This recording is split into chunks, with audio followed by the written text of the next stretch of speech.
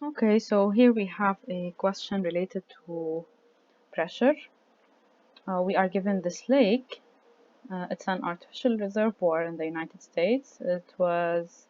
Um, it was formed in 1936, whatever, some history. Now we can see that the water in the reservoir backs up behind the dam for a considerable distance. So this is the dam here, and so this is our dam, and it backs up water over a very large distance of around 200 kilometers. That's a huge distance. And then we were told that suppose that all the water were removed except for a relatively narrow vertical column in contact with the dam. So let's say that all of this water is taken away, this is removed, okay, and this small quantity of water is left, okay, and it has the same depth as in figure.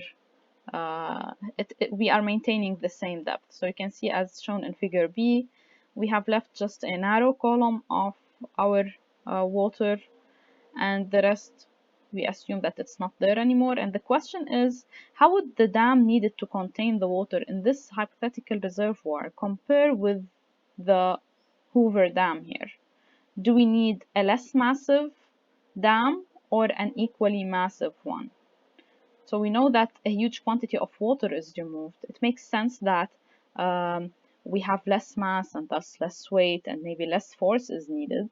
But let's check the force exerted on the dam. What kind of force do we have here, and what does this force depend on? We know that the force exerted on the dam is due to the pressure exerted by the water, right? And it actually has a formula. The force exerted on the dam is equal to the pressure times the area. Now, the area is still the same, obviously.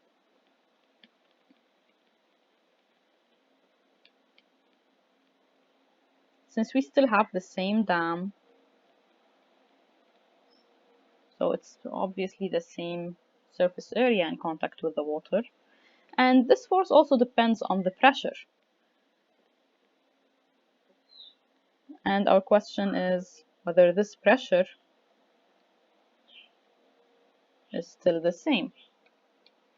So if we want to know whether this pressure is the same or not, let's think about what would affect this pressure. We know that the pressure is equal to rho gh plus P0, where P0 is P atmosphere.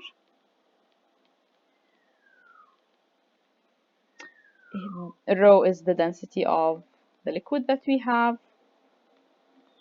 G is gravity, obviously, and H is the depth of the liquid that we have. Now, this H indicates that the pressure at a given point depends on the vertical distance only. And then the force exerted by the water at any location on this dam will depend on the depth. It's not going to depend on whatever horizontal distance that we have. Even if the amount of water is less and we have a less massive structure, and then we might need a less massive dam. So the thing is, the force exerted on a given section of the dam is going to depend on the pressure, which in turn depends actually on how far below the surface this section is located. So very low points of the dam will have more pressure just because we have more depth. The horizontal distance of the water behind the dam does not appear in any of these equations, and thus will have no effect on the pressure and on the force finally. So this force is not affected by any means by the horizontal distance, and then we can say that answer B is going to be correct. An equally massive dam is going to be required because we have maintained the same depth here, and the force after all depends only on the depth because the pressure itself depends on the depth only. So no horizontal distance is found in P. So F is dependent on vertical depth only. So we have the same force exerted by water on the dam,